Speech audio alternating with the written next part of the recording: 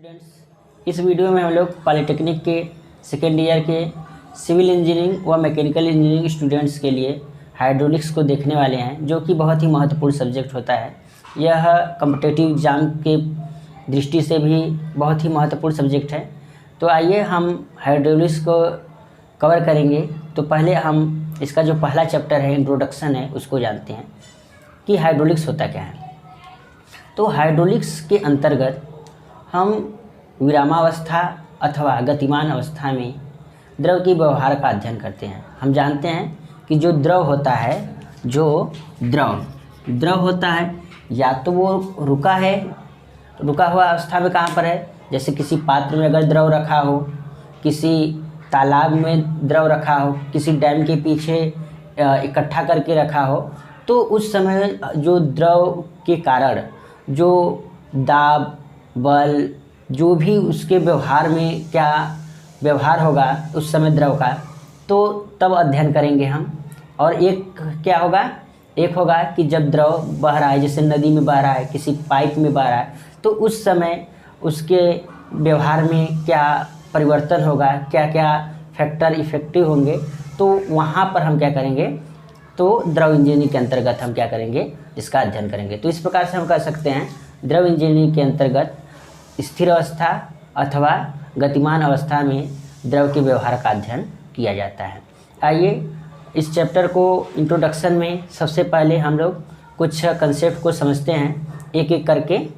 आइए पहले हम देखते हैं कि पदार्थ क्या होता है। ठीक है, पदार्थ क्या होता है। पदार्थ वह होता है जो स्थान घेरता है और जिसमें कुछ न कुछ भार होता है और जिसको हमारी ज्ञानेंद्रियाँ अनुभव कर सकती हैं, उसको क्या बोलते हैं, हम पदार्थ बोलते हैं। जैसे ठोस, द्रव, गैस, जितने भी हमें हमारी ज्ञानेंद्रियाँ जिनको हम अनुभव कर सकते हैं, वो सब क्या हैं, पदार्थ हैं। तो पदार्थ की अगर हम बात करें दो कैटेगरी में, यहाँ पर जो हमें पढ़ना है, दो कैटेगरी में पढ़ना है।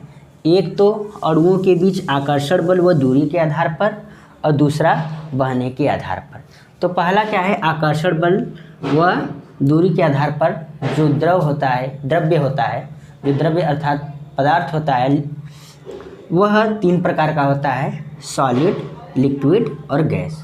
सॉलिड क्या होता है, सॉलिड में क्या होता है कि जो पदार्थ हैं, जो पदार्थ के जो अणु होते हैं, क्योंकि सभी पदार्थ क्या हैं, अणुओं से मिलकर बने होते हैं, तो इनके अणुओं के बीच, ठोस के अणुओं के बीच जो आकर्षण बल होता है वो बहुत ही मजबूत होता है, और इनके बीच जो दूरी होती है, इनके अणुओं के बीच दूरी बहुत कम होती है, और इनके जो अणु हैं उनके आकर्षण अधिक होती है। इसी कारण से जो ठोस होते हैं उनके आकार और आयतन निश्चित होते हैं। ठोस के क्या होते हैं, आकार और आयतन निश्चित होते हैं।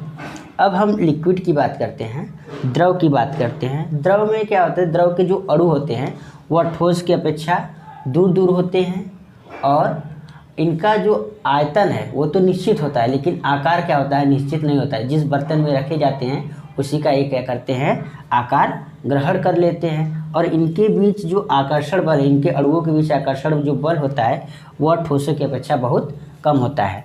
अगर अब हम गैस की बात करें तो गैस क्या होता है, गैस वह पदार्थ होता है जिनके अणु बहुत दूर होते हैं, और इनके अणुओं के बीच जो आकर्षण बल होता है वह बहुत कम होता है। जैसे हवा, गैस जितनी भी हैं, इनके अणुओं के बीच क्या होता है, जो दूरी होती है बहुत अधिक होती है, और इनके आकर्षण बल भी क्या होता है, बहुत कम होता है। तो इस प्रकार से हमने अणुओं के बीच आकर्षण बल व दूरी के आधार पर देख लिया। अब हम क्या कर रहे हैं, देख रहे हैं कि बहने के आधार पर, जैसे फ्लो के आधार पर हम जानेंगे कि जो पदार्थ होता है, जो मैटर होता है, वह कितने टाइप्स के होते हैं। तो यह दो टाइप्स के होते हैं। कितने, दो टाइप्स के होते हैं। पहला सॉलिड है, दूसरा फ्लूइड्स है। सॉलिड क्या है, सॉलिड हम किसको बोलेंगे, बहने के आधार पर, फ्लो के आधार पर हम सॉलिड किसको बोलेंगे, यानी कि वे पदार्थ जिनमें बहने का गुण नहीं होता है उसको हम ठोस कहेंगे। जैसे यही है, कोई भी पदार्थ है जो ठोस है वो बहेगा नहीं, बहेगा, क्योंकि उनके अणुओं के बीच आकर्षण बल बहुत अधिक होता है, उसमें बहने का गुण सामान्य ताप पर नहीं होता है। तो ऐसे पदार्थ को हम क्या बोलेंगे, ठोस बोलेंगे। और फ्लूइड किसको बोलेंगे, हम फ्लूइड हम बोलेंगे उसको, यानी कि वे पदार्थ जो सामान्य ताप पर बहने की गुण रखते हैं उसको हम तरल बोलते हैं, फ्लूइड बोलते हैं। इसके अंतर्गत क्या क्या आता है? इसके अंतर्गत द्रव आता है, द्रव और गैस। तो अभी हमने तरल को जाना है कि तरल क्या होता है। तरल वह पदार्थ होता है जो सामान्य ताप पर बहने का गुण रखता है, उसको हम तरल बोलते हैं। अब आइए हम इसको पढ़ते हैं कितने टाइप्स के होते हैं। इसको हम दो आधार पर बांटा गया है। पहला है संपीड्यता के आधार पर, कंप्रेसिबिलिटी के आधार पर। तो कंप्रेसिबिलिटी के आधार पर ये कितने टाइप्स के होते हैं? दो टाइप्स के होते हैं, द्रव और गैस। यहाँ पर ध्यान देने वाली बात है कि जो द्रव और तरल में अंतर होता है। द्रव यहाँ पर हम देख रहे हैं कि जो लिक्विड होता है, यानी कि जितने भी लिक्विड हैं वो फ्लूइड हो सकते हैं, यानी तरल हो सकते हैं, लेकिन सभी तरल क्या है? फ्लूइड नहीं हो सकते, लिक्विड नहीं हो सकते हैं। ध्यान देने वाली बात है। तो जो द्रव होता है, संपीड्यता के आधार पर अगर हम बात करें द्रव की, तो द्रव असंपीड्य है, क्योंकि द्रव पर अगर हम दाब लगाए तो इनके जो आयतन में या कहें घनत्व में बहुत कम परिवर्तन होता है। तो इस प्रकार से हम कह सकते हैं कि जो द्रव होते हैं वह असंपीड्य होते हैं, और गैस क्या होते हैं? गैस संपीड्य होते हैं। अब हम सैद्धांतिक एवं व्यावहारिकता के आधार पर देखेंगे आदर्श तरल और वास्तविक तरल। आदर्श तरल किसको बोलेंगे?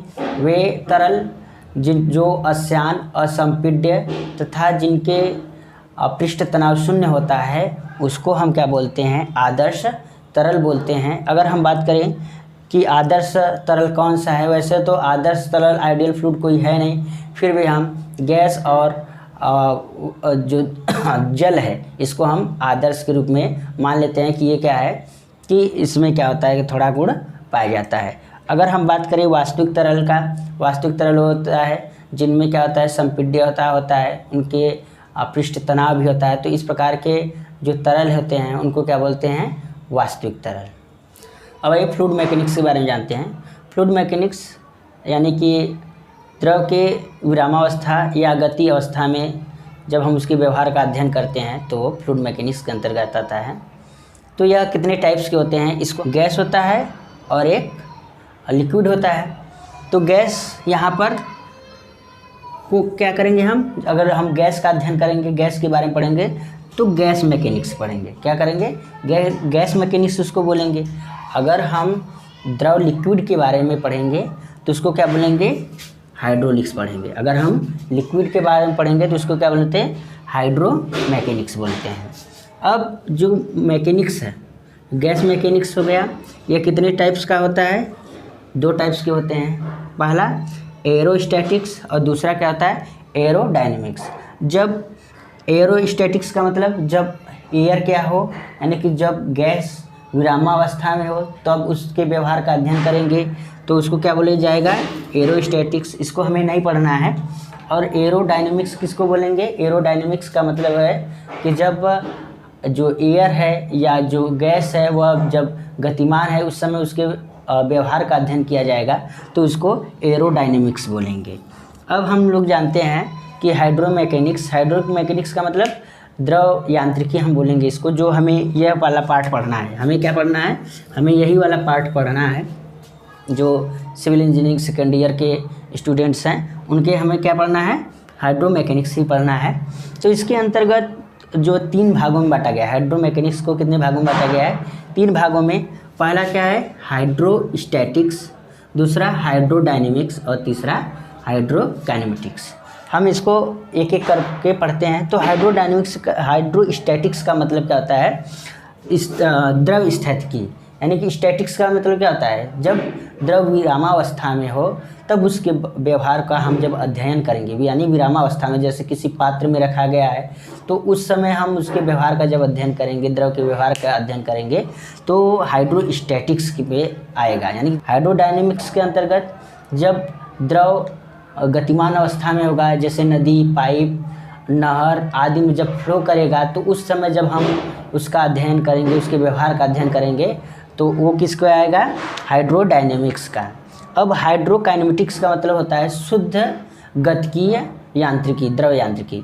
तो शुद्ध गतिकी में इसमें हम क्या करते हैं? क्योंकि जब द्रव बहता है तो उसमें वेग होता है, त्वरण होता है, बल होता है, दाब होता है। तो बहुत कुछ होता है। तो हम क्या करेंगे, जो हाइड्रोस्टैटिक्स है इसके अंतर्गत हम बल, द्रव, दाब है, इन सब का अध्ययन करेंगे। लेकिन जो हाइड्रोकाइनेटिक्स है तो इसमें सिर्फ हम गति का अध्ययन करेंगे, उसके जो बल है, दाब, इन प्रभावों का हम क्या करेंगे, इग्नोर कर देंगे, सिर्फ गति के बारे में पढ़ेंगे।